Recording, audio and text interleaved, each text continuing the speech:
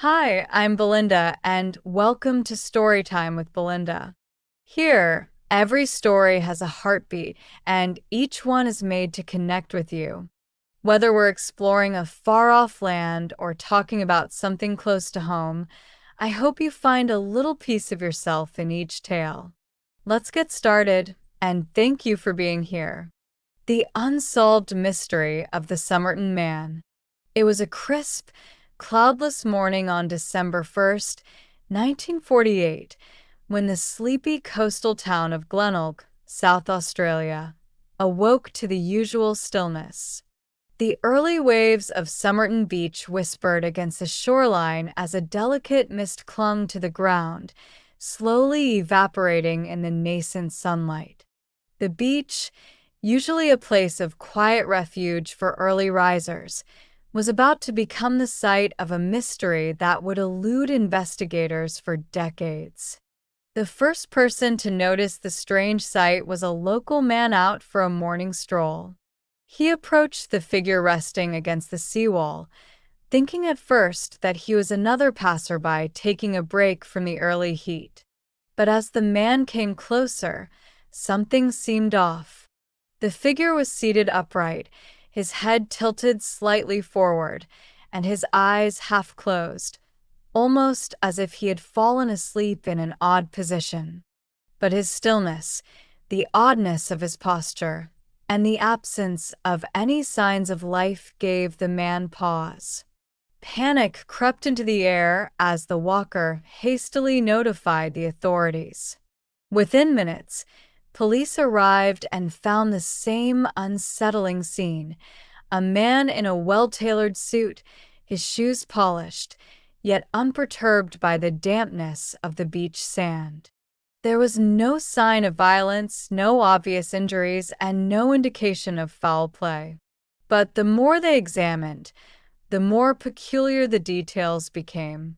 The body was that of a well-dressed man, aged around 40 to 45, with dark hair, a neatly groomed mustache, and a posture suggesting someone who had sat down, never to rise.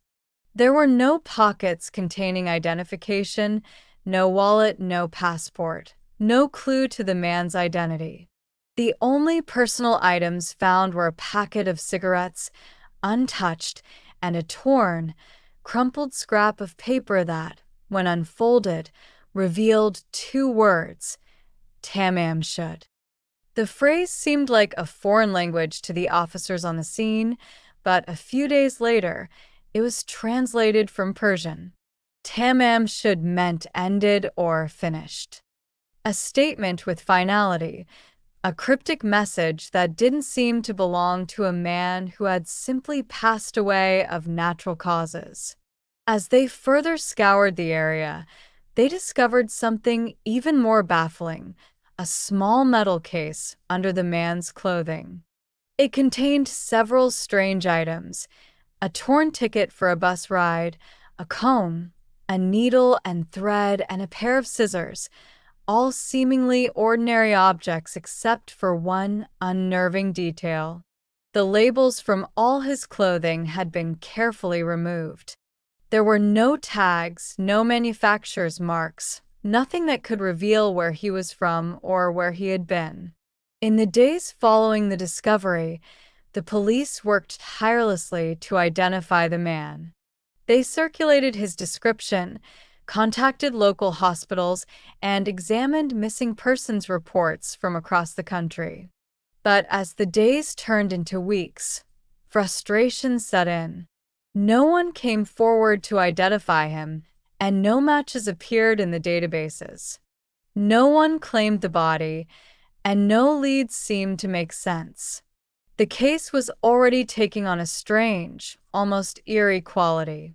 The man had appeared out of nowhere, with no ties to any known person, no identification, and no one willing or able to take responsibility for his existence.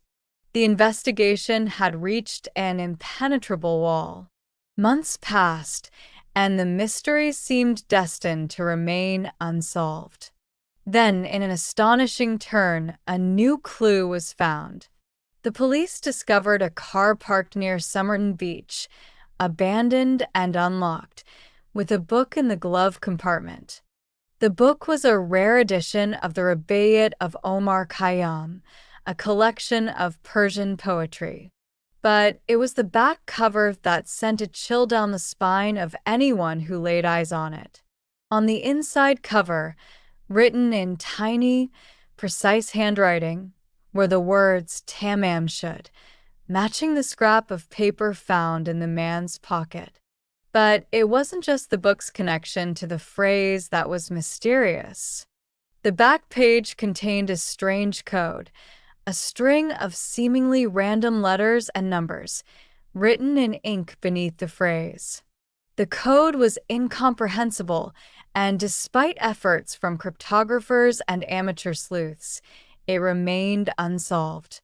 Forensic experts painstakingly compared the handwriting in the book to the man's belongings, but there was no match. It was as if this man had deliberately set out to leave no trace of himself, with each detail carefully concealed, a deliberate mask of anonymity. As the case gained attention, the theories surrounding it multiplied. The cryptic nature of the clues, particularly the book and its enigmatic code, led many to believe the Somerton Man was somehow involved in espionage. In the years following the discovery, the Cold War was in full swing, and the idea of a spy living under an assumed identity seemed plausible. Could the Somerton Man have been a covert agent whose mission had gone wrong? Was his death linked to some higher unseen power?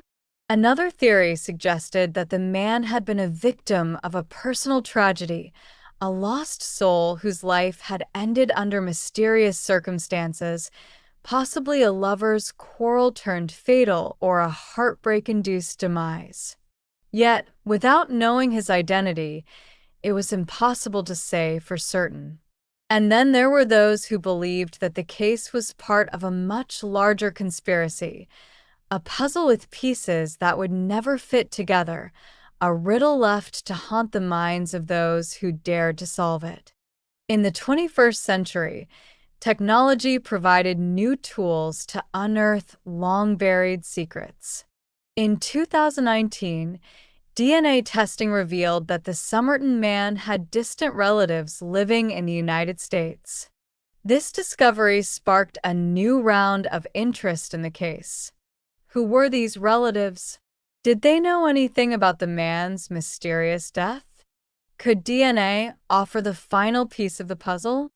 Yet, as of today, even with this new information, the Somerton Man's true identity and the cause of his death remain unsolved. The DNA trail still does not provide a clear path forward, and the questions that swirl around his life and death continue to haunt those who follow the case. The story of the Somerton Man is one of the great unsolved mysteries of the 20th century, a strange and compelling enigma that leaves more questions than answers. Who was this man, and why did he choose to end his life? Or was he killed? Was his death a cruel coincidence? Or did it have deeper, darker roots? The mystery surrounding his death continues to baffle and intrigue, even as time marches on. In the quiet stretches of Somerton Beach, the winds still whisper of a time when a man arrived and left, his story left unfinished, marked only by the cryptic words, Tamam Shud. And so, the mystery lingers, suspended in the shadows of the past, unsolved but never forgotten. Thanks for hanging out with me, and I hope you had as much fun as I did. If you love this one, make sure to hit that like button, and don't forget to subscribe so you never miss a new tale. Got a story idea? Drop it in the comments below. I'm always looking for new adventures to share.